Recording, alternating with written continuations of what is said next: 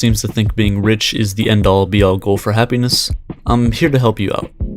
Let's figure out what it is about being rich that is so attractive, and see if we can create a roadmap to getting you there. You're not going to wake up Elon, you're not going to wake up Warren Buffett. The next richest person in the world won't get there by making a social media platform. You aren't Mark Zuckerberg. The reason these men got to where they are today is because they took a path that no one else ventured down. They made really stupid decisions that led to better decisions that led to them being at the pinnacle of society. Like creating a hot or not for girls at their college. Or just dropping out of college. I wish everyone in the world for financial, physical, and mental health. But just know that only one of these can you be rich in while still feeling completely miserable. I hope that everyone reaches their goals of being rich, just so you can finally see that you missed all the important things along the way. Anyway, here's how to get rich. If you're so smart, why aren't you happy? Why can't you make yourself happy? Is it the money? Like, really? How much would it take for you to be truly happy? Enough to pay rent, enough to go on your vacations and live life on your own terms? Money won't make you completely happy, but it'll take away many things that can make you unhappy. For many, alright, yeah, this is probably going to help you out. But for the rest, it won't.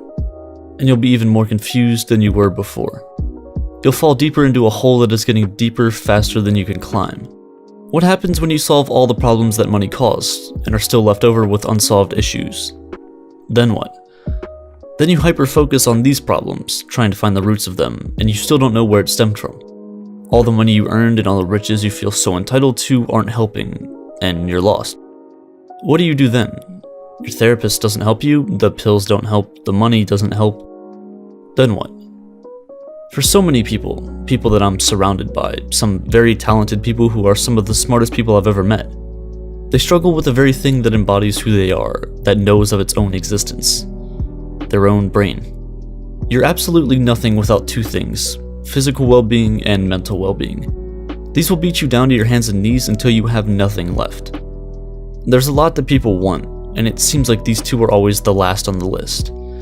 These two go hand in hand. Money is just a supplement to both. I think that struggle stems from a lack of purpose. And I'm not talking about everyone that's like, find your purpose. Okay, obviously if it was that easy, this wouldn't be an issue.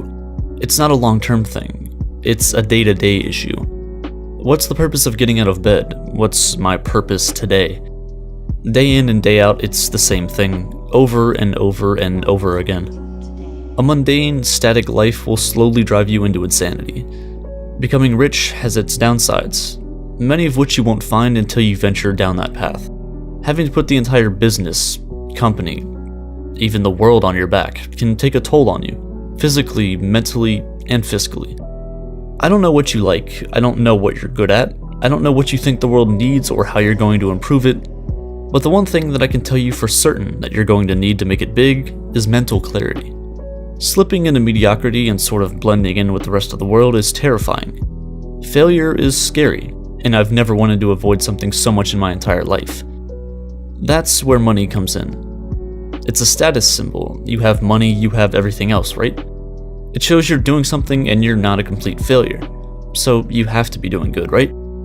At least that's what it looks like from the outside, and maybe that's what everyone's chasing. You know, maybe it really is the glamour, the 61 jet skis I just bought, these few bottles I just opened.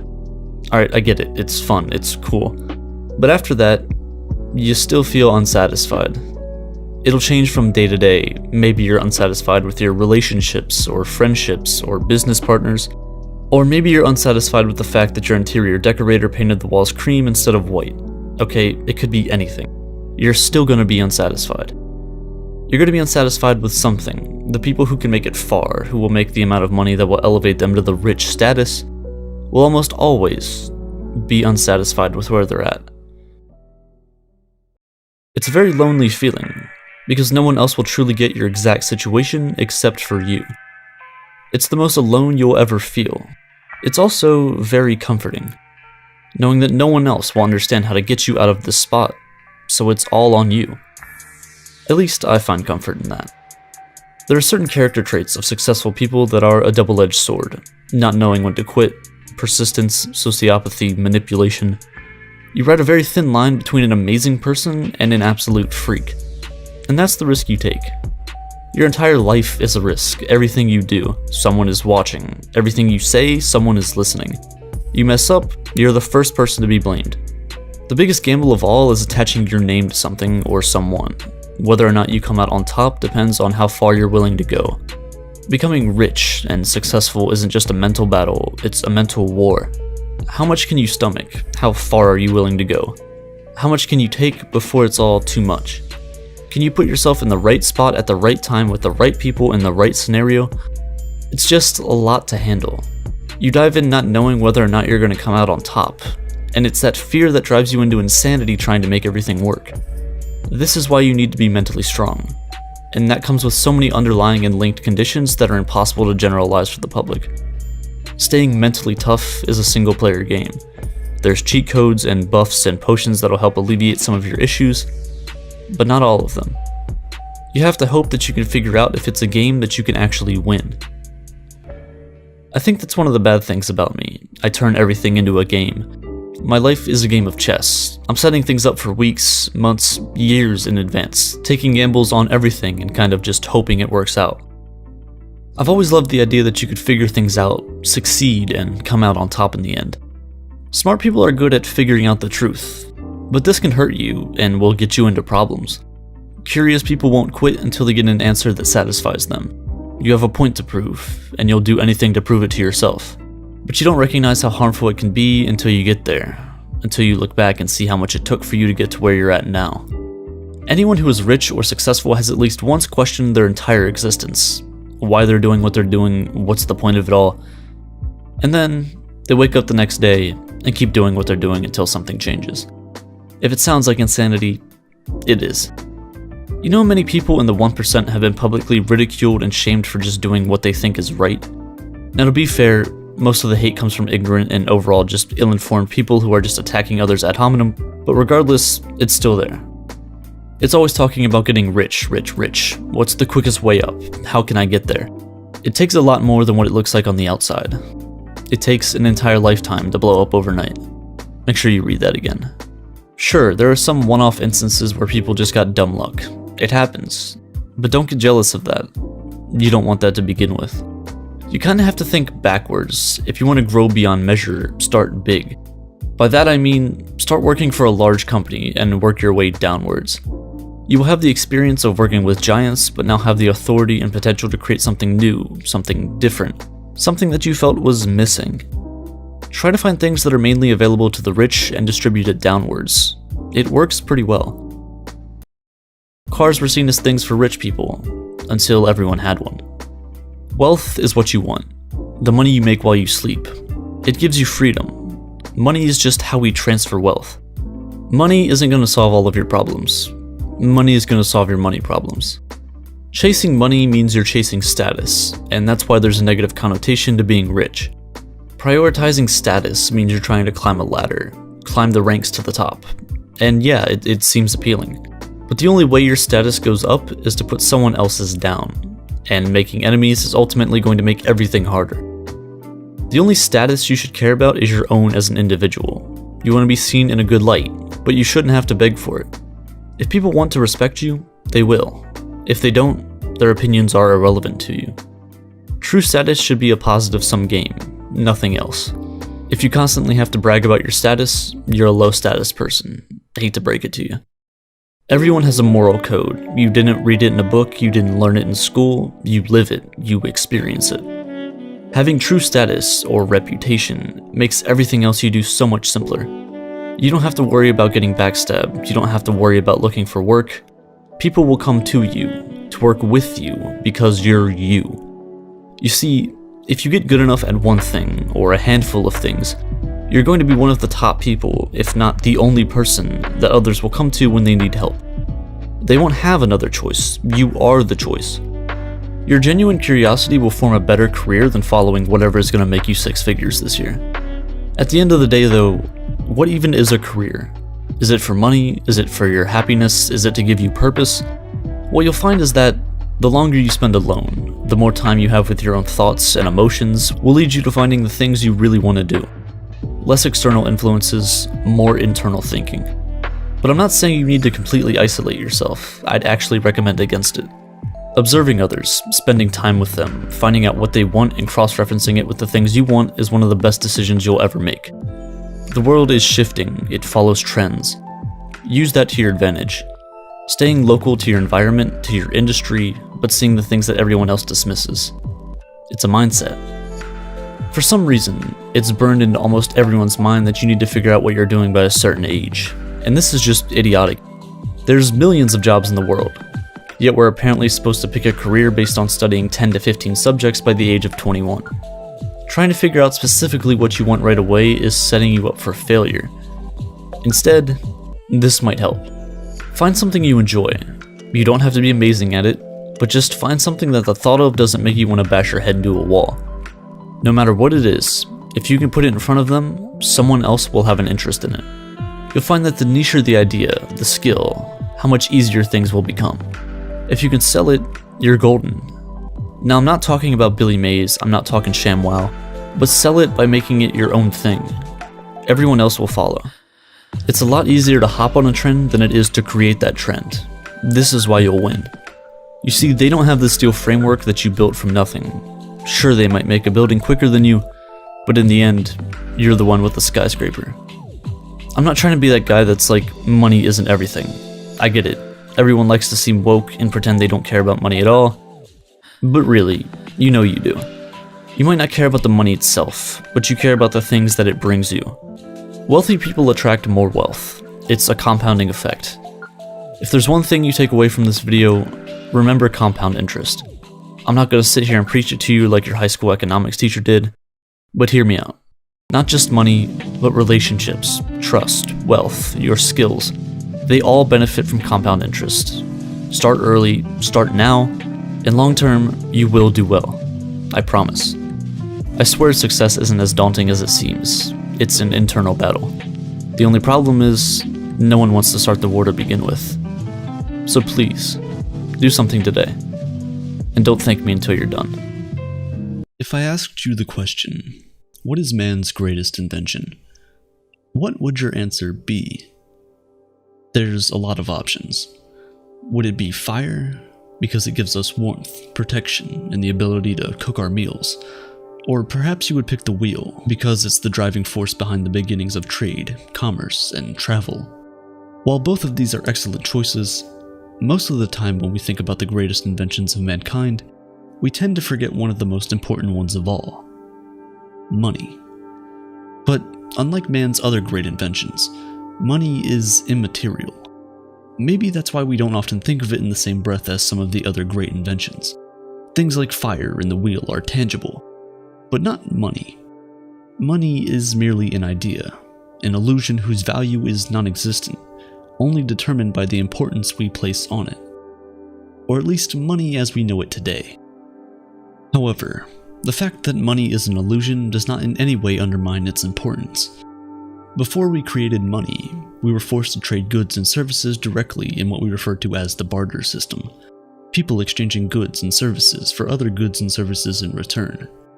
Because there was no arbitrary value placed on these items, every single trade was determined by what each party was willing to give up for something that they wanted. It was kind of like a game. If I wanted some of your vegetables for dinner, but I only reared cattle, I would have to give you one of my animals in exchange for a bag of vegetables. If I wanted shoes to wear, but I only made tents, I would have had to give you an entire tent in exchange for a pair of shoes. And immediately you can already see one of the major problems with this system of trade. It's the asymmetry. As a tent maker, there's no way I wouldn't feel cheated having to exchange an entire living space for simple footwear. Because there was no standardized medium of exchange, it was very difficult to get two people who needed things from each other to come to an agreement. Having to wait until a double coincidence of once where two people need the exact opposite thing at the same time was also very difficult and inefficient. And that wasn't all. You see, our money is not only a medium of exchange, it's also considered a store of value.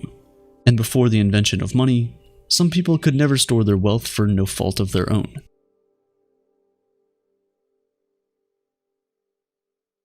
Think about the farmer who sells tomatoes and the man who makes tents. The man who makes tents can create an entire village of real estate and barter it out with anyone who needs a place to rest their head all year long, and he would probably cash out on that. But the farmer who sells tomatoes can only barter when tomatoes are in season. And because tomatoes are perishable goods, he cannot keep them for a long period of time. So, although he would be putting in the same effort into his business as the tent maker, there's absolutely no way for him to remain wealthy all year long. There's also the problem of having something that only very few people want. Nowadays, when starting a business, you're often told to find a niche, a small group of people who are very interested in what you have to offer. Before money was a thing, that advice would have you left with nothing worth bartering. The people who had the most were those who owned things that everyone wanted. Things like weapons, animal skin, and salt. But then since everyone knew that everyone wanted these things, they started buying them even if they didn't need them at the time, just so they could trade with them later. And so commodity money became a thing. People would exchange goods and services for the most common items, like salt or weapons, and just use that to trade for what they want from someone else. From salt and weapons to tiny collectibles like shells and beads, humanity had found a better way to trade and transact. Instead of exchanging goods and services for goods and services you may not need at the time, you can exchange your goods and services for arbitrary objects to act as placeholders of value, an IOU, or IOU. After that, you can use these placeholders to get goods and services you actually want from someone else. The idea was brilliant, so brilliant that the entire world slowly moved away from the barter system to the money trading system. But there was still one problem with this medium of exchange. You see, for money to be worth anything, it needs to be scarce. The more available something is, the lesser its implied value. That's basic economics. If everyone can get their hands on something, it can't be worth that much, right? So things like sand or shells that you could easily pick up on any beach weren't really a good measure of value. As a result, around the year 770 BC, the first metal coins were created in China. As a sort of homage, the Chinese made miniature versions of the tools that were once regarded as currency. They made the coins circular so that it was easy to reach into your pocket and take them out without hurting your fingers. Then they cast the coins in bronze. This was it. Money was finally worth something. You couldn't just go to a beach somewhere and pick up bronze. It was scarce. It had value. At this time, money wasn't yet an illusion. The value of a coin was determined by the value of the metal the coin was made out of. If you had a coin that was made from 1 gram of gold, it was worth 1 gram of gold. You could easily measure it and see for yourself that it is, in fact, 1 gram of gold. However, kings and rulers quickly discovered the power of money. They realized that the more of these tiny precious metals you had, the more power you could control. And so in 600 BC, Alyattes, king of Lydia, created the first official money mint. He created the coins using a mix of silver and gold, and stamped an image on the coin to act as denominations. Now people could easily tell the value of the piece of metal they were holding simply by looking at the picture on its face. But the kings of the world wanted more money, and precious metals were too expensive. To produce more money, they started slimming down the coins, then mixing the more expensive metals with cheaper metals. Soon, all the coins in circulation were worth less than what the image on their face said they were worth, and so the illusion of money was born. The value of the coin was no longer determined by the value of the metal. The value of the coin was now simply what the rulers and the bank said it was. So 1 British pound sterling represented 1 pound of sterling silver. However, when international trade became a thing, people realized that metal coins were too heavy to lug around, and so kings around the world started issuing IOU certificates for long-distance trading. Because these pieces of paper were stamped by the king, people trusted its value and believed that they could use it to get back whatever it was worth in coins, and that was true for the time being. As more of these IOU certificates flooded the market, people needed coins less and less, until finally, the paper was worth what we believed it was worth, even if we no longer exchanged it for physical pieces of gold and silver. From ancient kings to modern-day governments and central banks, money has remained an illusion, a mere representation whose value is determined by the importance people place on it. The most valuable banknote in circulation today is the 10,000 Singapore dollars note. Although not being produced anymore, this single piece of paper worth 7,345 US dollars at the moment is still regarded as a legal tender. so you can still use it to buy things, valuable things like houses, cars, and even metals like gold. The banknote itself costs less than 20 cents to produce, but the illusion of the fiat currency system means it's as valuable as 120 grams of gold. Fiat is the fancy word we use to describe the modern-day illusion. It's a Latin word that translates to "let it be done." It's a decree by the government that, in the case of money, determines what its value is and enforces it as legal tender. The illusion of money is one that we never really think about, but just like the kings of old, the governments of today understand the power of money and, as always, want more of it. They know that the more of these pieces of paper you have, the more power you have. So what do? Well, they can simply create more pieces of paper out of thin air. Yes, if, for example, the United States government wanted $340 million for, I don't know, maybe another F-22 jet, they can simply print the money to do so. But there's one problem with this: inflation. The thing about money is that primarily, it needs to be a means of exchange to be considered valuable. So the amount of money in circulation needs to reflect the output of the goods and services that are being produced. When more money is printed than there are goods and services, all other things being equal, the prices of these goods and services increase and the value of the money itself drops. This is why many economists, and even everyday people like you and me, are worried about the current global reserve currency, the United States dollar. 2020 was a terrible year for the entire world. In the wake of the pandemic, most economies had to be shut down. The goods and services available and the general output of the economy was reduced to mere trickles, and the world kind of came to a halt for a while. Because there wasn't as much money flowing around, to keep the economy from going under and basically our world falling apart, the US government started printing money at a rate faster than has ever been printed before in its entire existence. Right now, 40% of the US dollars in existence today were printed in the last 18 months alone. That's outrageous.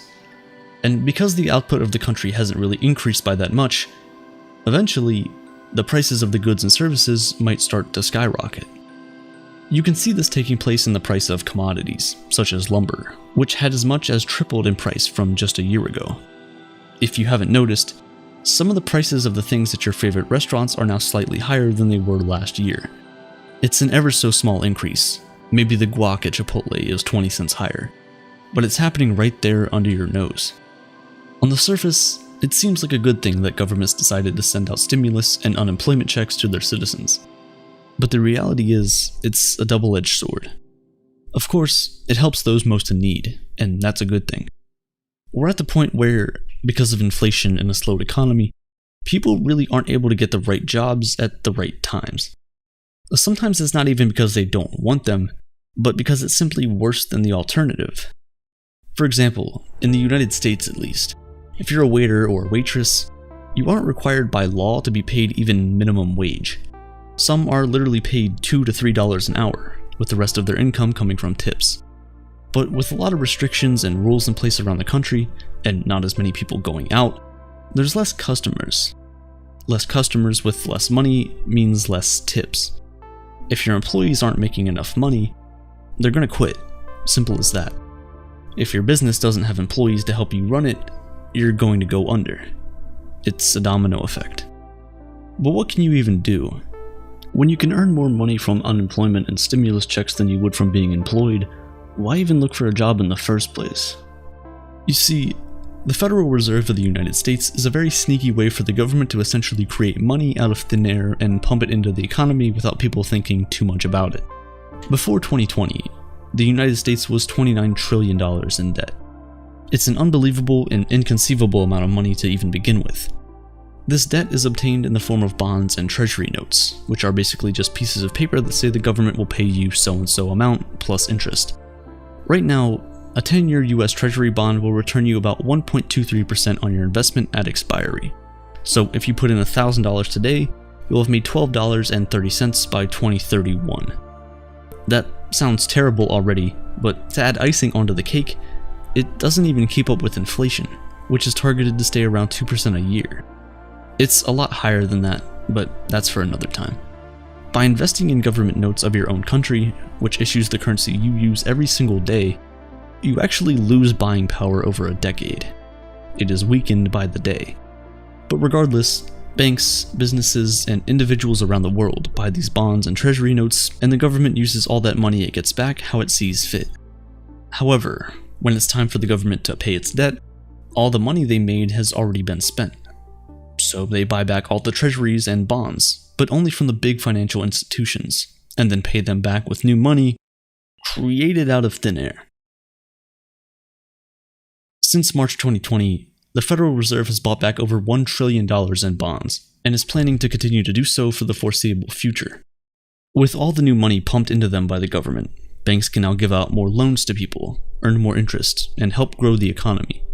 But this increases the total amount of money in circulation, reducing the value of each dollar. With multi-trillion-dollar stimulus payments and infrastructure packages, it makes you wonder how long this stuff can go on for. New money steals value from old money. The amount in your bank account doesn't change, but because of the new money the government has just printed out of thin air, your money is no longer valuable as it once was. Basically, every second you store your wealth in any fiat currency, such as the US dollar, it is being devalued. You could stare at your bank balance, and day by day, you'll be able to buy less and less things with whatever you have left. The reality that money is nothing but an illusion is one that we must all embrace, because only then will the path to financial freedom become clearer. It's all a game that never truly ends. Understanding that money does not have any intrinsic value in itself, but instead only inherits the value we give to it, will prevent you from trying to store up your wealth in currency. Instead, using that money to acquire assets that will appreciate faster than inflation is the only way to win the game. And it's not really winning, it's avoiding total loss. As more and more money is printed each and every day, the value of each dollar in your pocket will continue to decrease. But the dollar value of the assets around the globe will continue to appreciate in value. But it's all a mirage, it's smoke and mirrors. A stock market that is literally in up-only mode may make it seem like it's all okay. But it isn't. It's all denominated in the same currency that is slowly dying each and every day. For example, if you were to denominate the Dow Jones, which is just a performance measurement of 30 large United States companies, in terms of gold instead of USD, you'll see that we're basically at the same place we were in 1997. Smoke and mirrors. But what's the end goal of all of this? With fiat and an unlimited supply of money, will the value of each currency just continue to decrease until the end of time? Will the gap between the rich and poor just continue to grow wider and wider? Or are we finally going to fix a problem as old as man itself, and stop placing our financial success in the hands of those who are destroying it day by day? Only time will tell. But just know, there is a way out. Money. How does that word make you feel? Is it a rush of adrenaline, dollar signs running through your head like a slot machine? Perhaps you feel motivated, ready to send those work emails you've been putting off, or spend an extra hour writing that movie script that you're certain will be a hit. But maybe you don't feel so good when you hear that word. Maybe the mere mention of money causes your hands to go clammy, your heart rate to rise, and your brain to start doing somersaults around all the ways in which you don't have, need more, want more money. Whatever your response is, we all have one. Because, as they say, money makes the world go round. Whether it's your $5 coffee every morning to start your day or the $3,000 loan payment you just made, not a day goes by for most of us that we don't consume, spend, study, or merely think about money. You could be the driver of a sports car wearing a diamond necklace or the homeless person who watches that car drive by. On one level or another, money matters to us all. Yet for as much as money matters, it's surprising that there's so much we don't know about it, and a lot of things that we think we do that are just plain wrong. This is a crash course on how your world and the world of high finances intertwine, in hopes that, in the end, we know that much more about this illusion that keeps the economic world spinning. Contrary to what you might think, money as we know it today, at least in its physical form, has remained largely unchanged for millennia. The first sign of what we might think of as a banknote took the form of a piece of leather in China in 118 BCE, and 900 years later, paper currency came to fruition. It would be another several hundred years before this kind of currency would make its way to Europe and then the rest of the world. Centuries have now passed, yet the basic concepts invented by the Chinese aren't that distinguishable from what we have today. In fact, the only real difference is what these notes and coins represent. The first real global system of valuing currency was the gold standard, which began in England in the early 1800s. It tied a currency's value directly to the established value of gold. So in a country like the United States, $1 was pegged at exactly 1/50th an ounce of gold. This system was set up that, in such a way, ideally it would provide a stable monetary environment around the world. And it did for a while, but as with all natural resources, the supply of gold was not as fixed as we originally thought. As a result, countries began dropping it as a means to measure the value of the money. In 1971, US President Richard Nixon officially severed the convertibility between dollars and gold. I have directed Secretary Connally to suspend temporarily the convertibility of the dollar into gold or other reserve assets. By that time, the US dollar was seen as the global standard currency, so once the dollar was no longer dictated by the value of gold, pretty much nothing else was.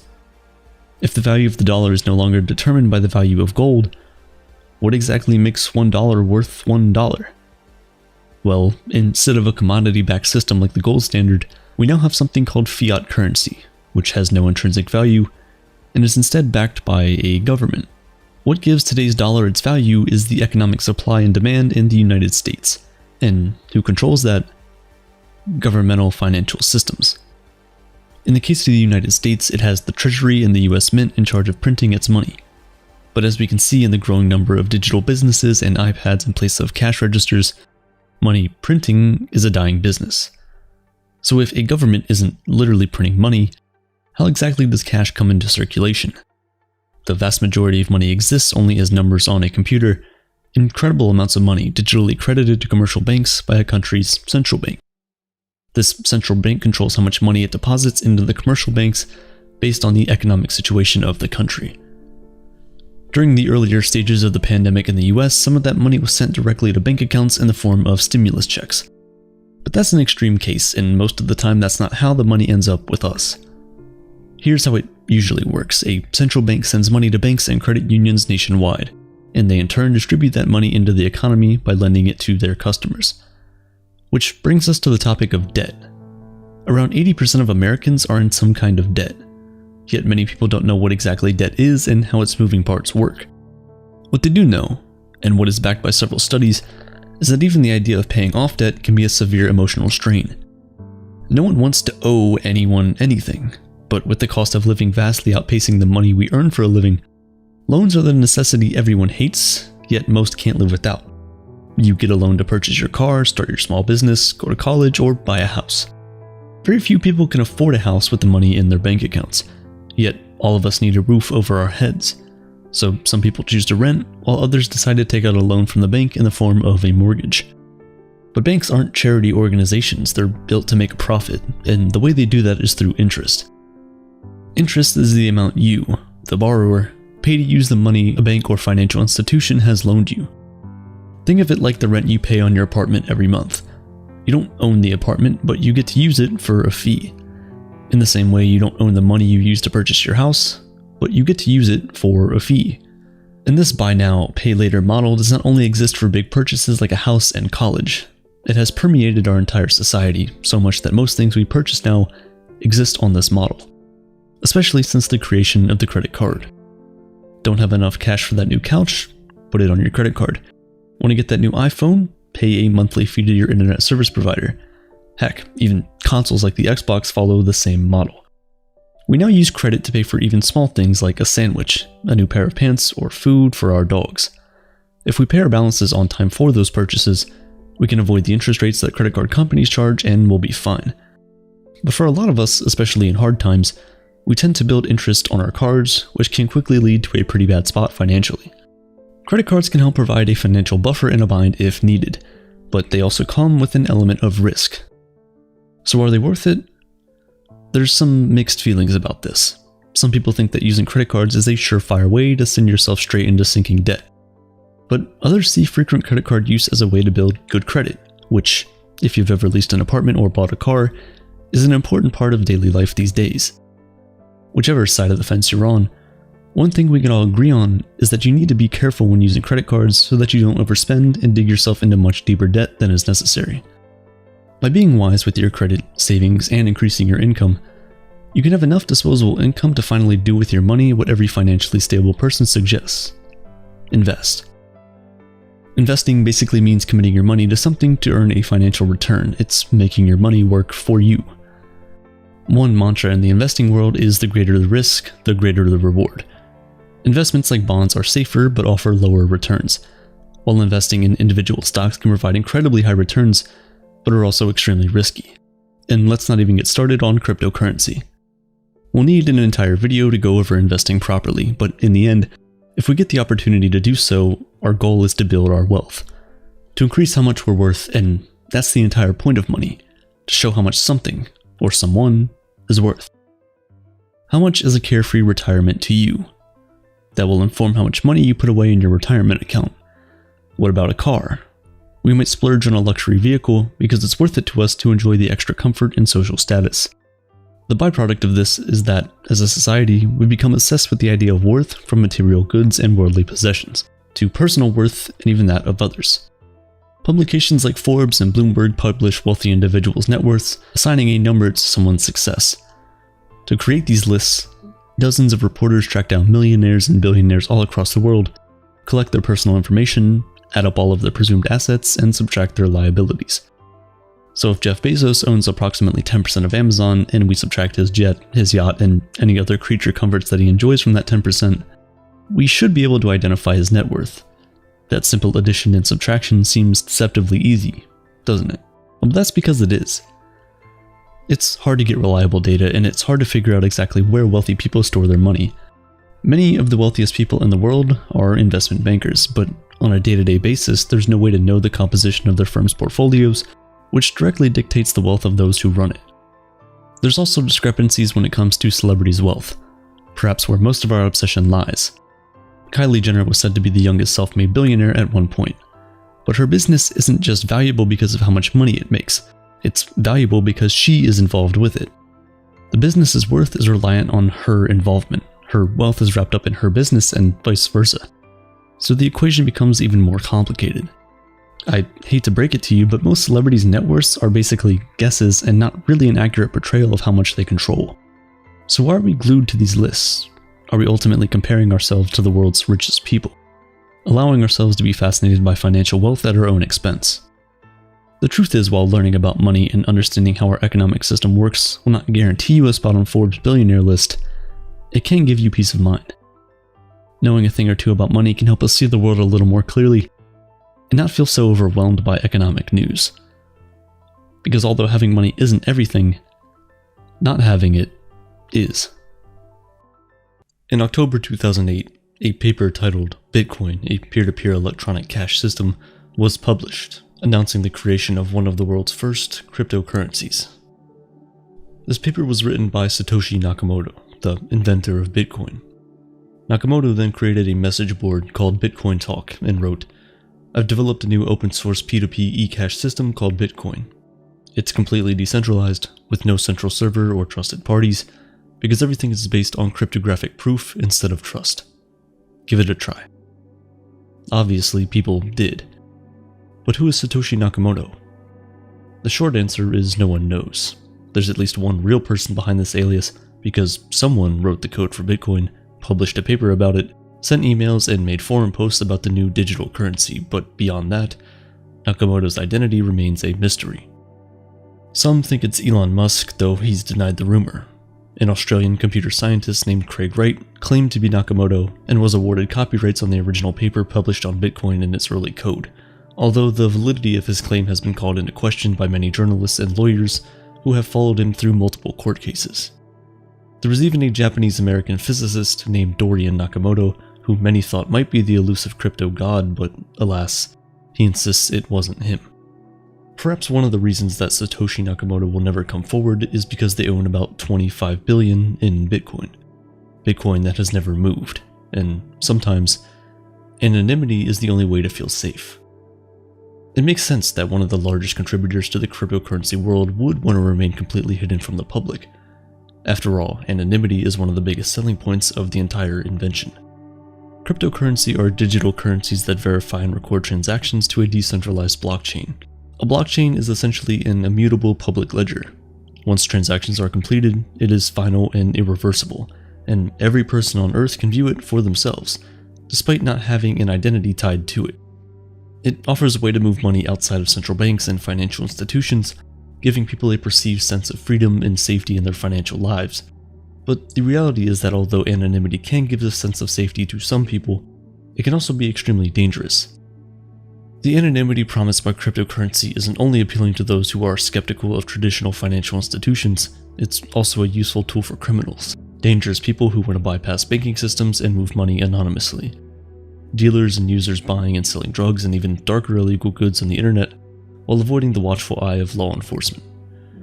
This works because although all transactions are tracked and recorded, there's no personal information tying an individual to their crypto keys. It's just a random hash of numbers and letters, hardly representing any information at all. This has led to terrorists, people involved in human trafficking, and drug dealers to seize upon the technology for nefarious gains. The Silk Road, one of the most famous online drug markets on the dark web, used crypto for its transactions. The US Justice Department has also dismantled at least 3 terror finance campaigns that were soliciting cryptocurrency funds. The rise of cryptocurrency has fueled growth in global ransomware attacks, which have seen a 485% increase in recent years. In 2021, the FBI seized $2.3 million worth of crypto from the REvil ransomware group who hacked US security and IT management software provider Kaseya. Not only do these cyber hackers demand crypto as payment, but crypto makes their whole business possible. And it isn't just large companies that have to watch their back. Online crypto scams coercing people to invest in fraudulent crypto funds or fake cryptocurrencies are rampant. Last February, Satish Khambani of India, the founder of BitConnect, was indicted by the US Justice Department for creating and running a fraudulent cryptocurrency investment platform. The Monetary Authority of Singapore suspended a crypto coin illegally named after the world-famous South Korean boy band BTS. And after the success of Netflix's Korean hit Squid Game, scammers used the series' popularity to create fake crypto coins. The value of the coins skyrocketed 310,000% in just 11 days, which does sound appealing. The catch, though, is that this coin is what was known as a honeypot. Essentially, you were able to purchase it, but you weren't able to sell it.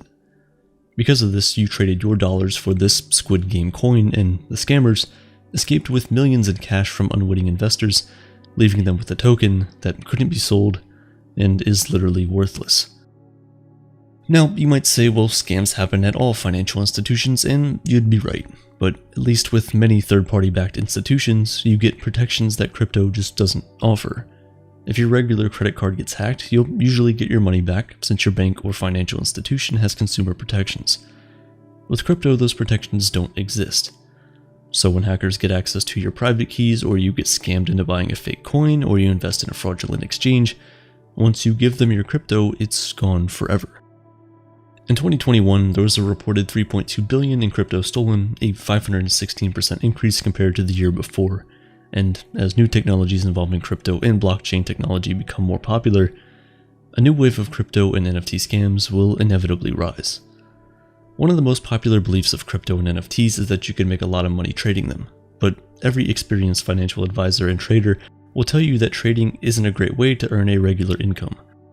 If you want to start a high-paying career in the technology industry, one that offers a more stable income but don't have previous experience or a degree, Course Careers is here to help.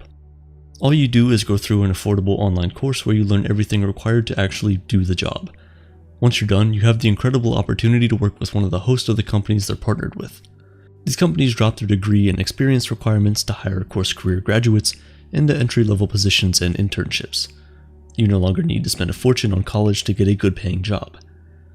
And you don't have to take my word for it. Here's Nyla, a 19-year-old who went from being a Starbucks barista to making over $60,000 in a remote technology sales career, and Ben, who went from being a college dropout working as a middle school janitor to making $80,000 as a tech sales rep working fully remote. To join Nyla and Ben, go to coursecareers.com or simply click the link in the description down below and sign up for their free introduction course, where you'll learn exactly how you can start a high-paying technology career without a degree or previous experience.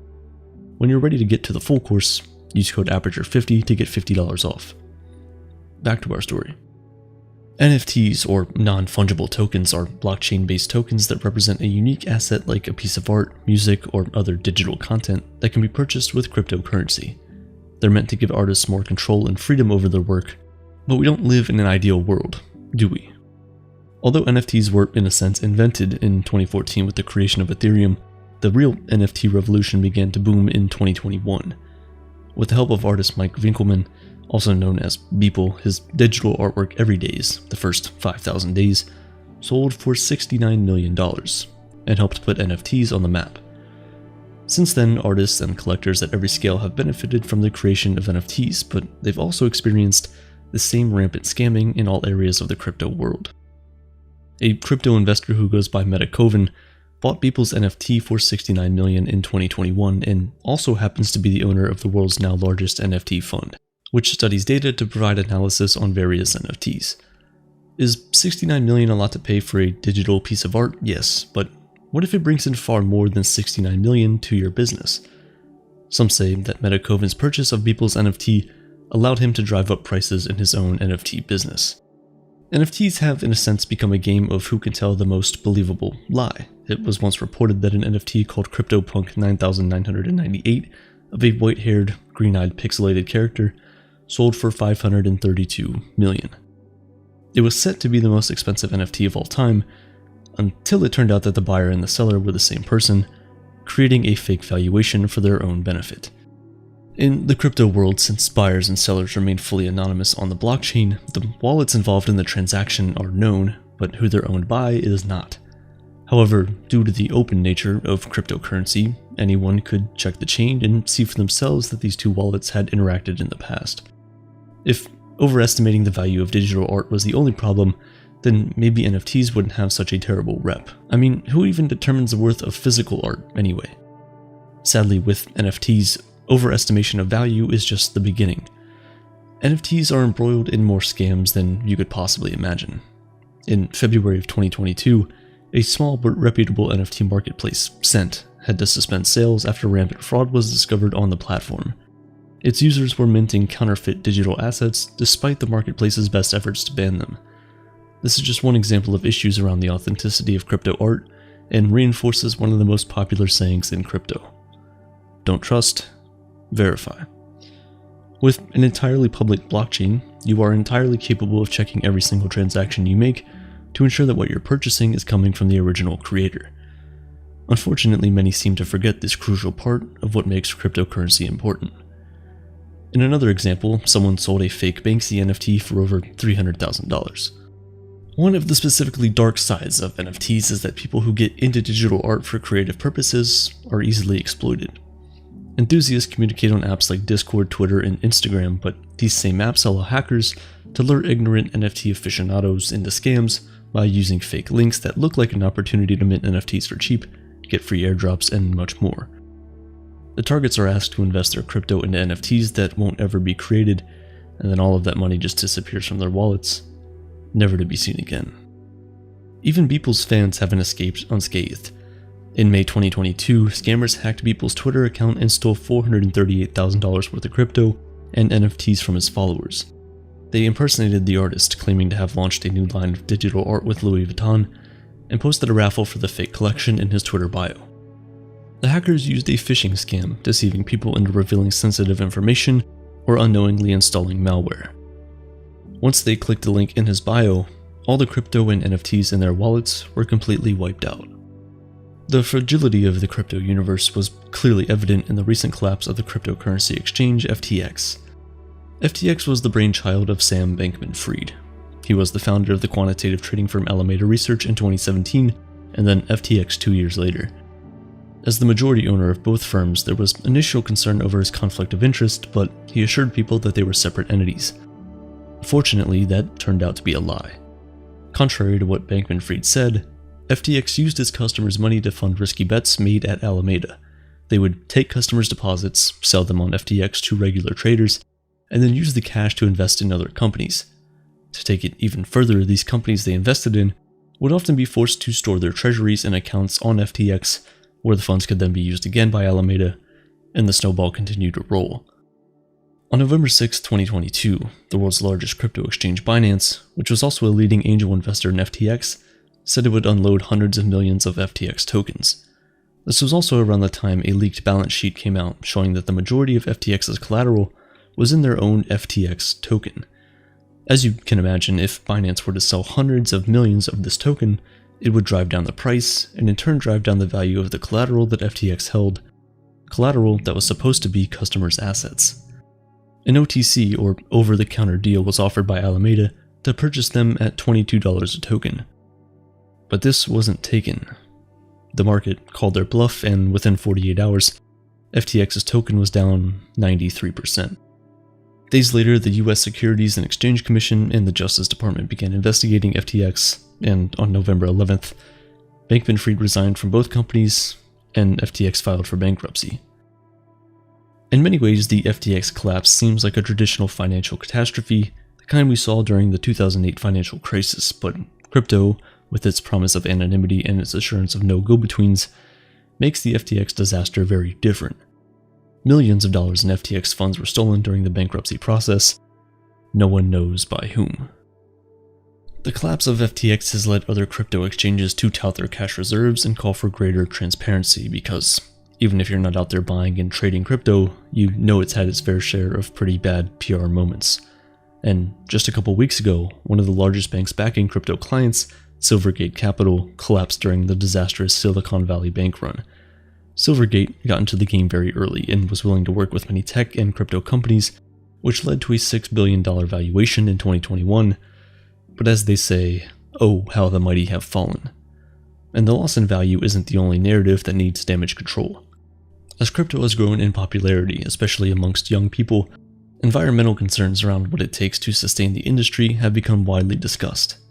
In 2021, Cambridge University researchers calculated that Bitcoin mining was using more electricity than the entire country of Argentina. This huge carbon footprint of blockchain technology has alerted people, especially those who care about sustainability, to crypto's sizable contribution to climate change. However, the Cambridge Center for Alternative Finance estimates that Bitcoin uses just over 100 terawatt-hours of energy per year to facilitate transactions and keep the network running.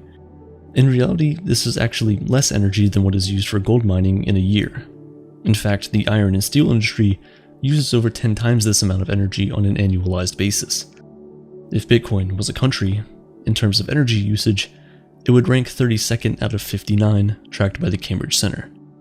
So yes, while Bitcoin mining does use quite a bit of energy, it is far from the biggest problem on this front. What effect this will have on the future of cryptocurrency depends on people's continued desire for the anonymity that crypto provides. The anonymity that allows you to transact back and forth anonymously with anyone is the same anonymity that allows criminals to run rampant and scammers to run off with millions. It's a double-edged sword. However, it's getting easier for investigators to track crypto exchanges by deciphering patterns in the blockchain. There's a small group of detectives who have begun tracing cryptocurrency crimes for law enforcement agencies, and a crypto tracing firm, Chainalysis, has emerged to find these patterns. They find groups of blockchain addresses that come from a single person or service, follow the money from those clusters, watch it move, and eventually figure out which exchange the money came from. In the US, crypto exchanges are legally required to retain identifying information about users under KYC rules, standing for Know Your Customer. So the promise of anonymity, the one that the entire argument of crypto hinges on in the first place, isn't always so certain. There are currencies on the market that appear to be more untraceable than their competitors.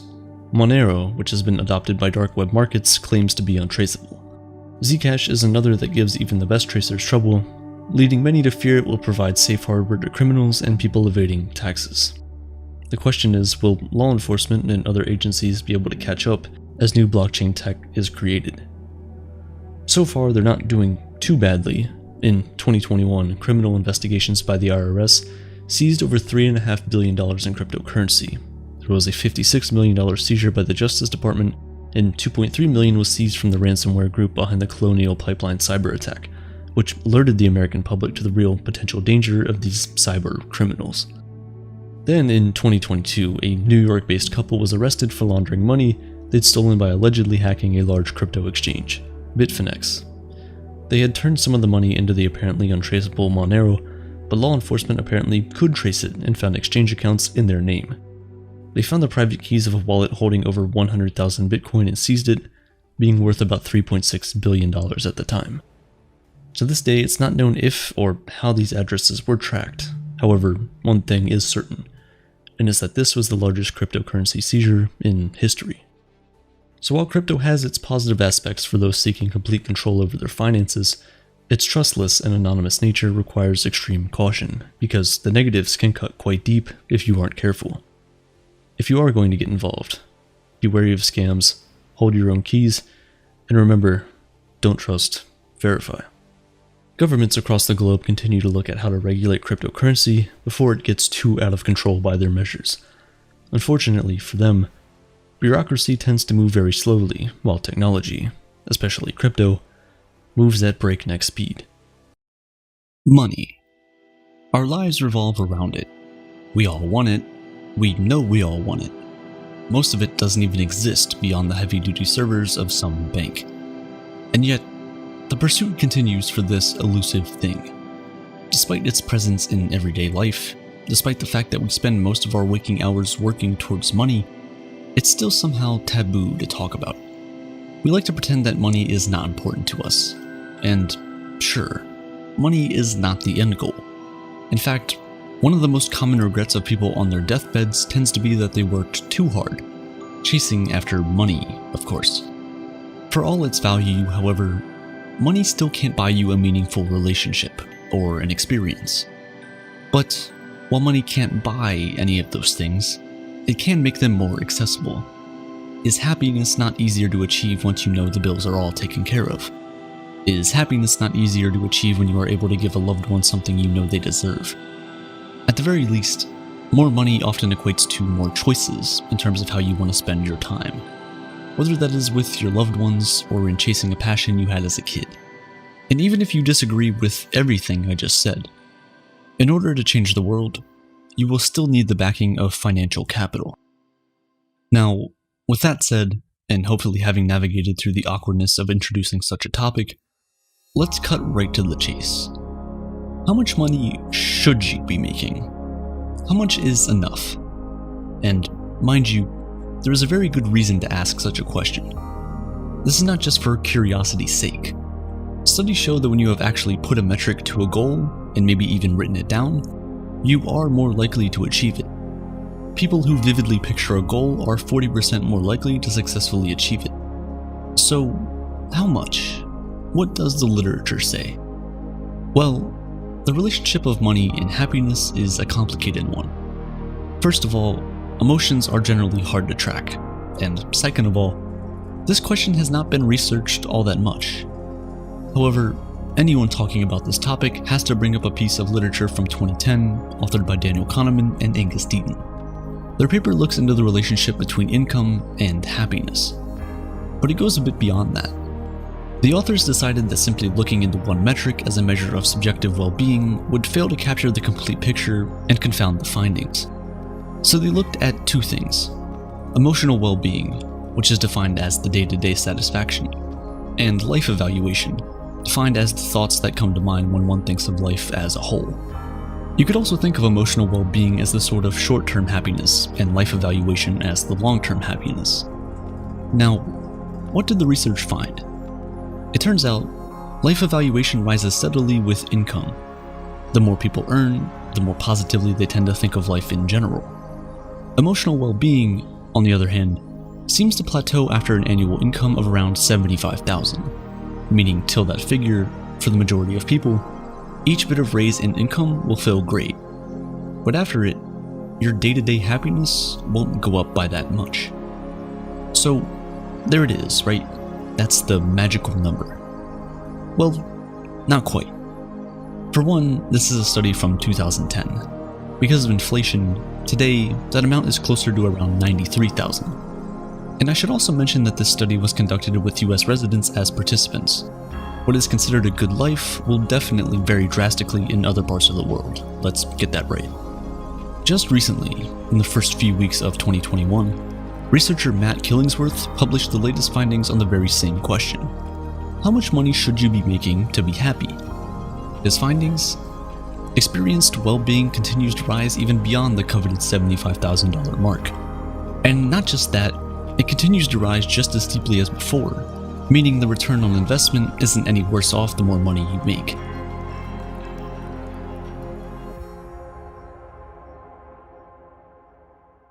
Why does this research disagree with the previous findings? Well, for a paper by Kahneman and Deaton, the data that was collected for emotional well-being were answers to questions about the previous day.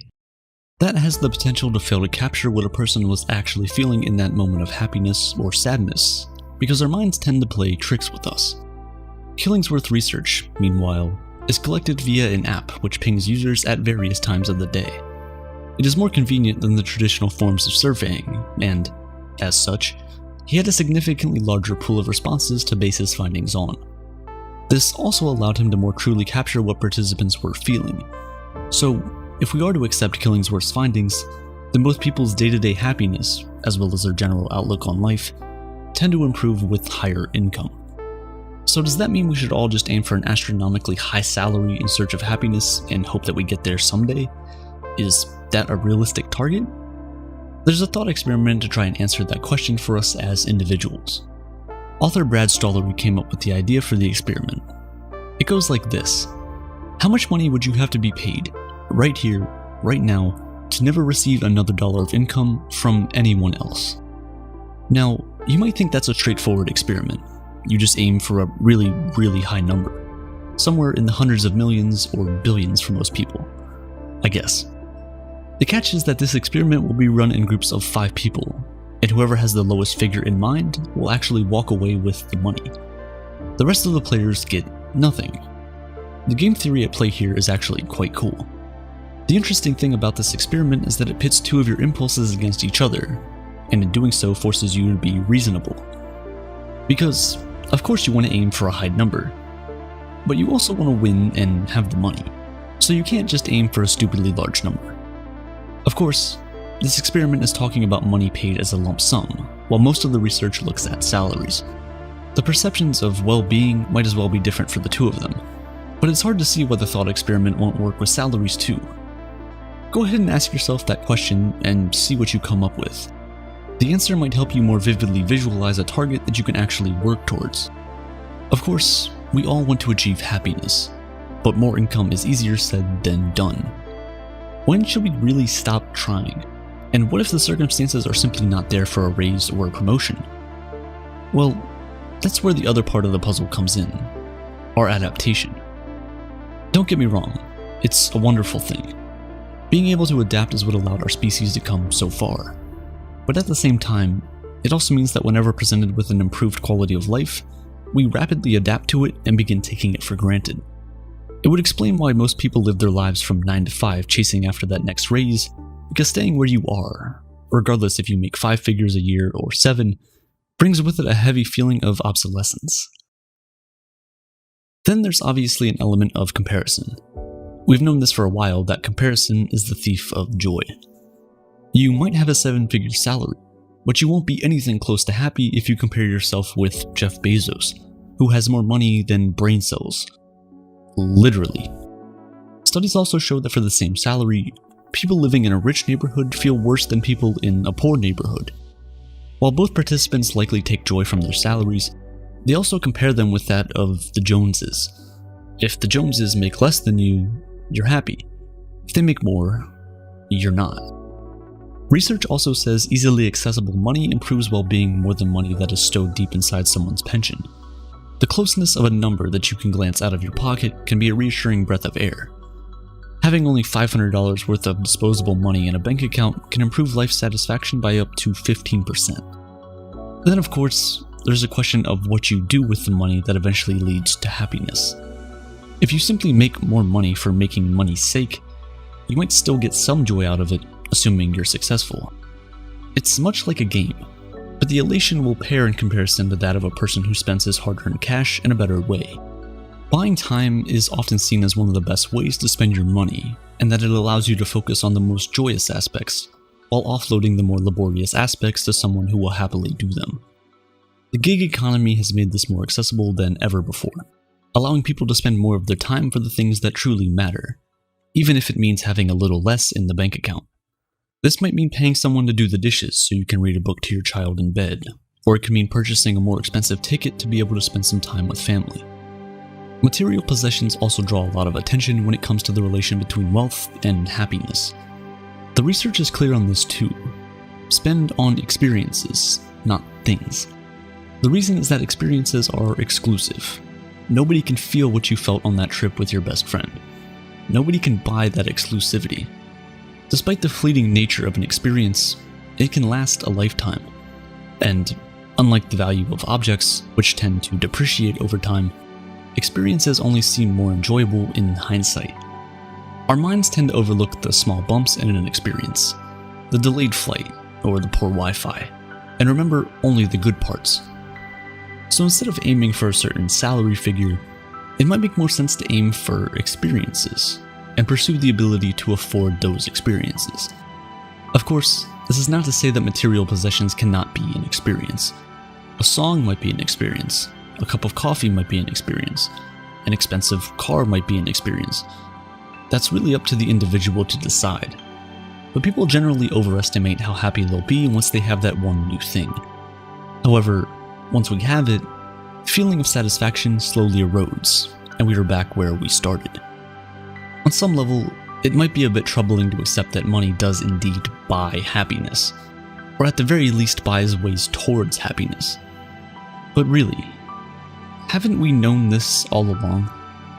More importantly though, this realization has to be qualified with the ideas of what's really important: people, experiences, and time. Not only can it inform our career choices and how much we want to invest chasing after this thing, but it also tells us why generosity is important, why a more equitable future is one to strive for. Because remember, the only reason any of us want money is to inevitably get rid of it in the end.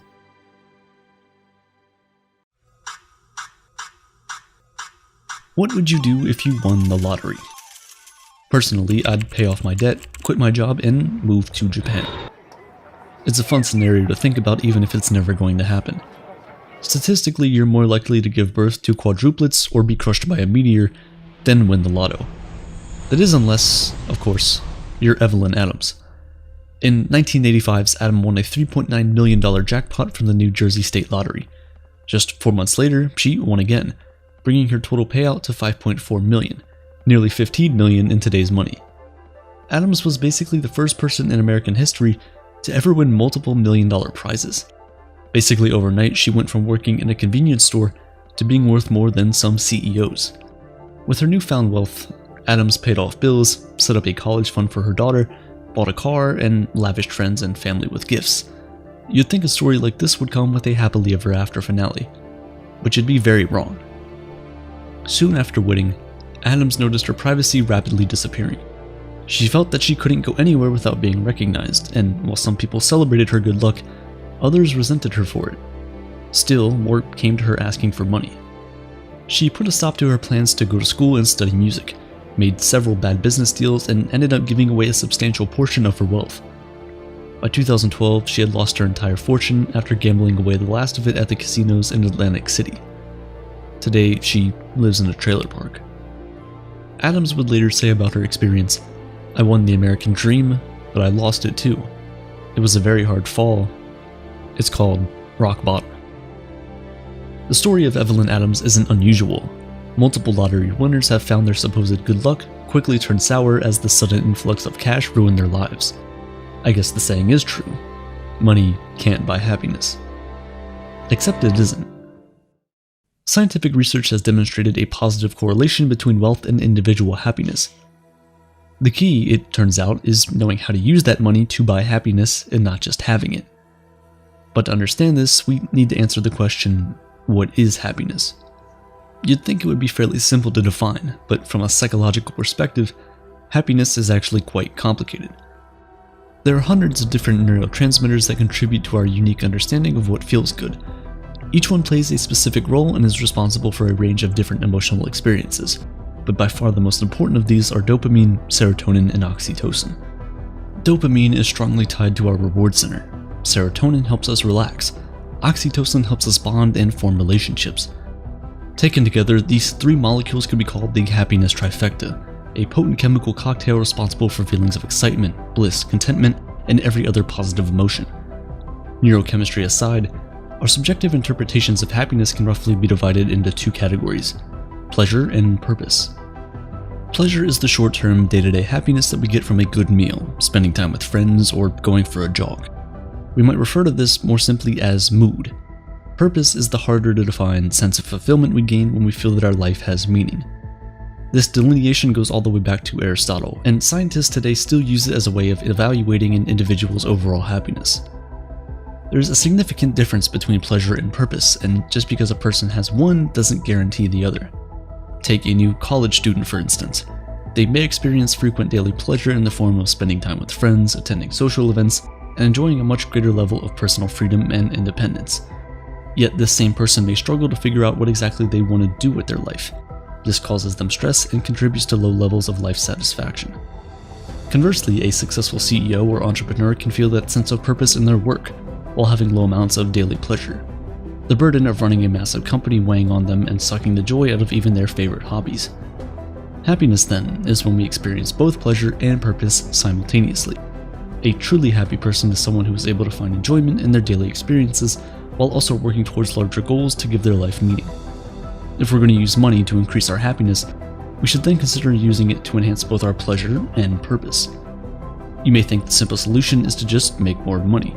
I mean, if I have more money, I can spend it on things that give me pleasure while using those same resources to pursue my purpose. Well, kind of. You see, there's actually some evidence that supports this. Unfortunately, once you really start digging into the data, the picture gets a bit messy. A now famous 2010 Princeton University study has often been cited as finding that there's a limit to the amount of happiness money can bring us. Specifically, that $75,000 appears to be the ceiling, and that beyond that, the benefits plateau. Except this isn't what the study found at all. What it actually demonstrated is that while daily pleasure caps at $75K, overall life purpose continues to grow alongside income. It's a classic case of the media focusing on the sensational while ignoring the larger context. And here especially, the larger context is key. Another study conducted in 2018 reinforced the original $75,000 figure for pleasure, but also reported that a second ceiling of $95,000 for purpose. It's important to note that the 2010 study only evaluated around 450,000 people in the United States. The 2018 survey, meanwhile, included 1.7 million individuals from around the world and found a substantial variation between cultures. In wealthier countries, for example, caps appeared higher, and in certain regions, incomes beyond this limit were actually associated with decreased happiness. As if all of this wasn't confusing enough, a more recent 2021 study from the University of Pennsylvania reportedly found no ceilings whatsoever. However, this survey drew from a relatively small sample size of just 33,000 Americans, and it also placed a greater focus on pleasure than the previous studies. What all of this data supports, though, is that the more money you currently have, the less that the future increases in wealth will contribute to your sense of pleasure and purpose. Essentially, every dollar you earn buys us a little less happiness. Think of it this way: if a person earning $20,000 a year and a person making $200,000 a year both get a 10% raise, each will experience a similar boost to their happiness. For the first person, a $2,000 raise represents an increase in their standard of living and potentially their level of comfort.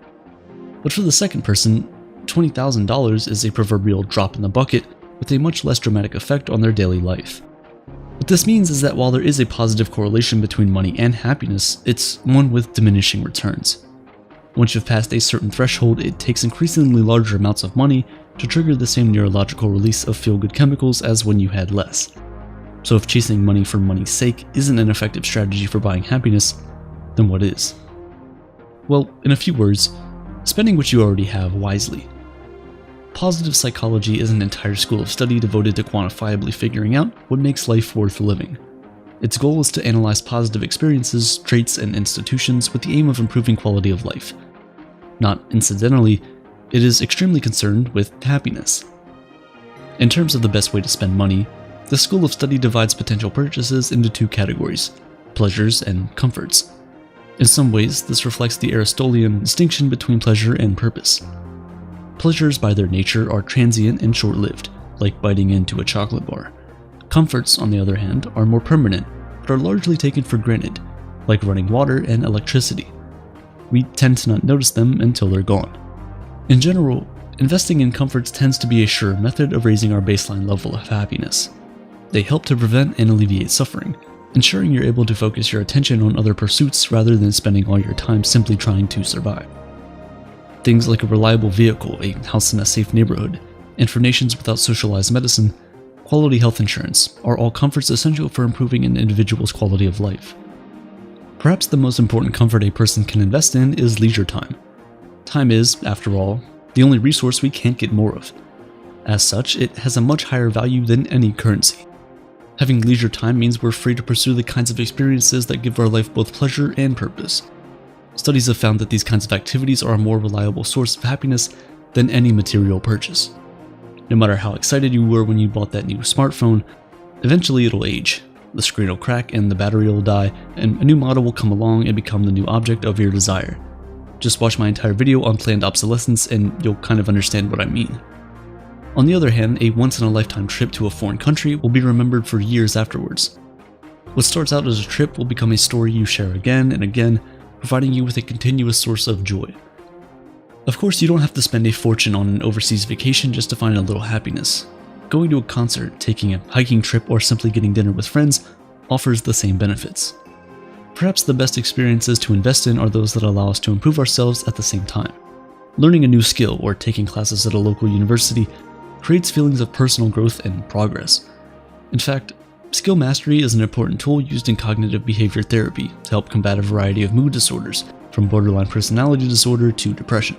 This strategy can be adopted by anyone in order to boost our self-confidence and sense of purpose. If you can participate in these kinds of experiences alongside loved ones, because far and away, what makes humans the happiest is their connection with one another. We are innately social creatures. We want to feel like we belong, that we're loved and accepted. The best way then to spend our money is by using it to nurture our relationships. A great way to do this is through experiences where we can spend time with those that we love, engaging in hobbies and other fun activities. But what's even more powerful is giving. You don't have to give all your money away to reap the rewards, so be smart with what you give and make sure that it's well within your means. Psychologically speaking, the benefits of giving can be observed in children prior to the age of 2. Before many of us are even able to walk or talk, we already understand the joy of sharing. This isn't just some hokey, feel-good sentiment. Rather, it's directly related to our neurochemistry. When we give someone a gift, we're rewarded with a surge of oxytocin. This improves our mood, decreases stress, and gives us a feeling of security as we strengthen our social connections. Oxytocin also has the added benefit of boosting serotonin and dopamine, further contributing to an overall positive emotional experience. This process is an evolutionary adaptation meant to promote the kinds of prosocial behaviors that contribute to the overall well-being and survival of the tribe. This, in turn, helps ensure our own personal survival, as we're seen as a valuable member of the group. Giving, then, is kind of a life hack for happiness. Buying a gift for a friend or donating to a charity produces a dependable source of both pleasure and purpose. These don't have to take the form of grand dramatic gestures. Everyday acts of kindness can allow us to reliably tap into this natural biological process. Considering this, maybe the adage should be, money can buy happiness, so long as it is spent on someone else. Keep this in mind if you ever win the lottery. But even if you don't, even if you never founded a Fortune 500 company or come up with some revolutionary new invention, the money you do have can still make you happy. By investing more in comforts than pleasures, spending more in experiences, and nurturing the relationships around us, we might just discover that we're richer than we could have ever imagined.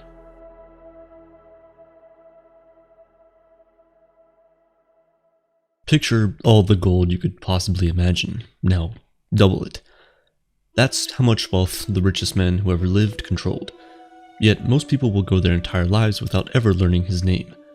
When asked who the richest man who ever lived is, given the rise of wealth inequality and the creation of money out of thin air in the form of cryptocurrency, it might be tempting to mention some modern billionaires, people like Elon Musk, Jeff Bezos, or maybe the anonymous Satoshi Nakamoto.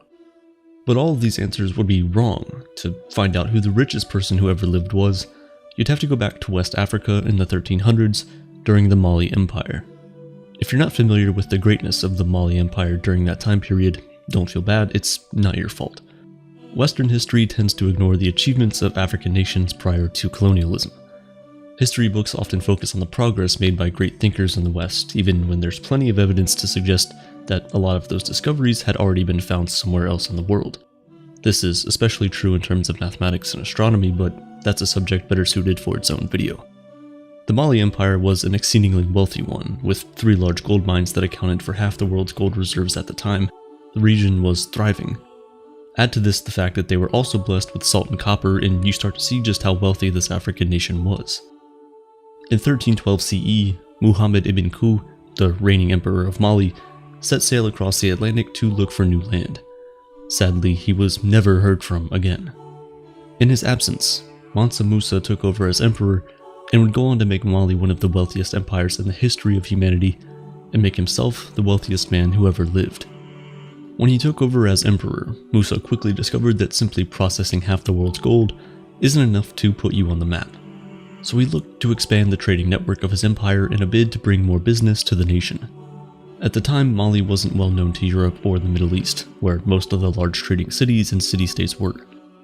Mansa Musa was a devout Muslim who knew how to speak and write Arabic. This allowed him to expand his trading network to the Middle East. You see, at least once in their lives, every Muslim is supposed to make a Hajj, or pilgrimage, to the sacred sites in Mecca, a city in today's Saudi Arabia. Mecca is the birthplace of the Prophet Muhammad, and this Hajj is believed to be the most intense of spiritual experiences for Muslims. In 1324 CE, Mansa Musa set forth on a 4,000-mile Hajj to Mecca, a journey that would literally put him and Mali on the Catalan Atlas, a medieval world map. On his Hajj, Mansa Musa traveled with his entire royal court. His officials, soldiers, griots, merchant camel drivers, and 12,000 enslaved people, all of whom were dressed in gold brocade and the finest Persian silks. Everyone on the pilgrimage carried large amounts of gold through the Saharan desert, with their camels taking the majority of the burden. Along the way, Mansa Musa and his entourage stopped at different cities, including Cairo in Egypt. They gave away gold to the poor, funded the construction of mosques, and contributed to a variety of public projects like public housing.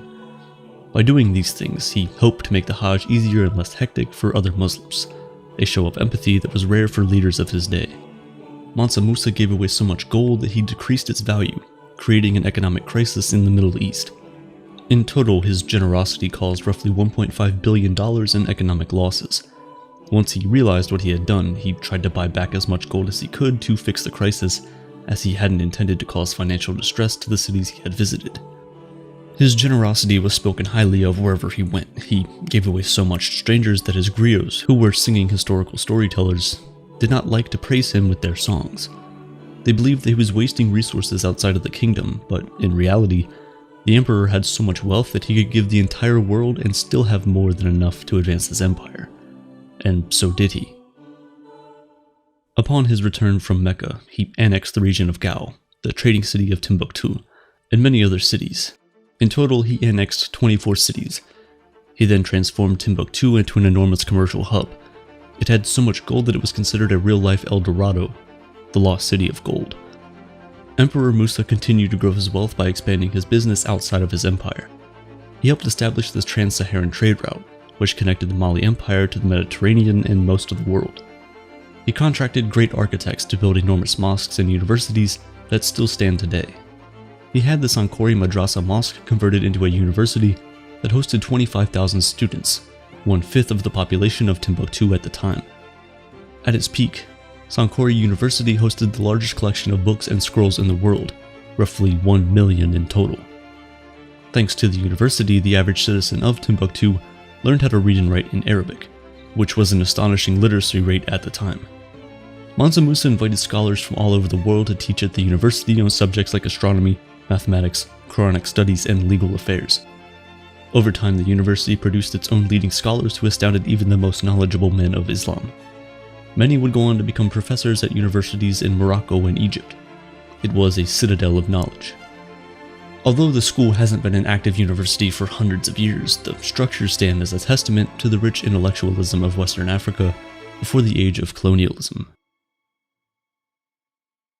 Mansa Musa's projects had a tremendous impact on the socio-economic well-being of the people of the Mali Empire.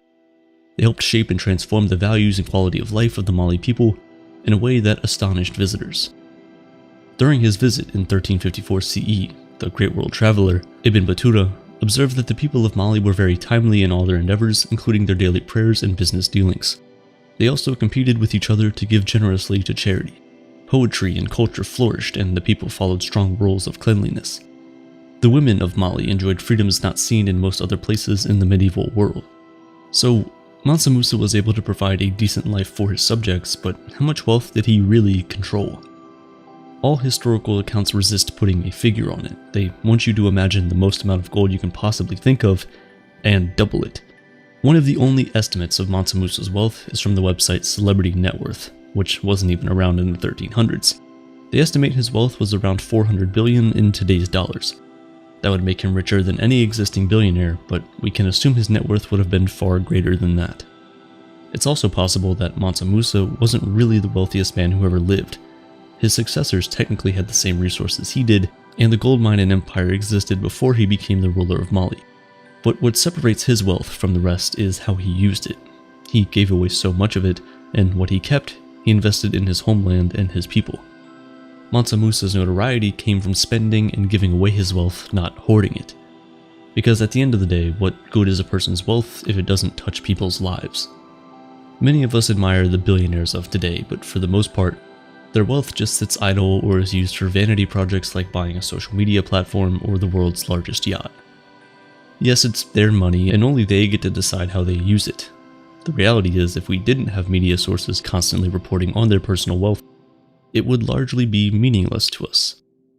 Yes, some billionaires do have large philanthropic ambitions, like Bill Gates' efforts to eradicate smallpox and his fight against malaria. Then there's Jeff Bezos' plan to give away the majority of his wealth before he dies, but on the whole, most billionaires aren't exactly handing out gold bars to the poor, are they? Or in modern terms, sending Bitcoin to their crypto wallets. Though it's fun to imagine Elon Musk driving around in his Tesla, transferring Bitcoin or Dogecoin to people on the street. The reality is that Mansa Musa isn't some progressive hero by today's standards. He ran a slave owner state, albeit with a notable emphasis on standardizing the quality for the enslaved people. He was also an accomplished military leader. In his lifetime, he managed to annex 24 cities, growing his empire even more. And that's another quality that isn't exactly beloved by modern people. Details of how he annexed these cities are also not well recorded. All I'm trying to say is he wasn't a saint.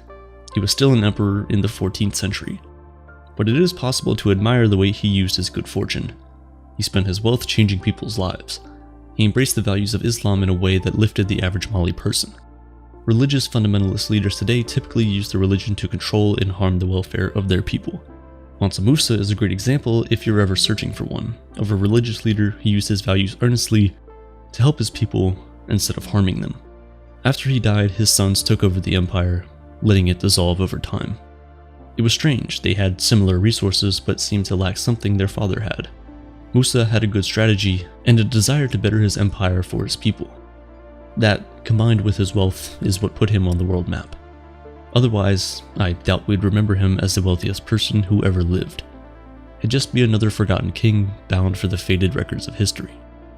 What would you do if you were the richest person on Earth? Watch this video next to find out, according to science, exactly how to spend your money if your ultimate goal is to be happy.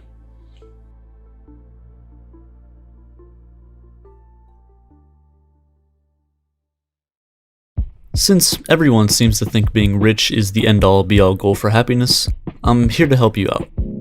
Let's figure out what it is about being rich that is so attractive, and see if we can create a roadmap to getting you there.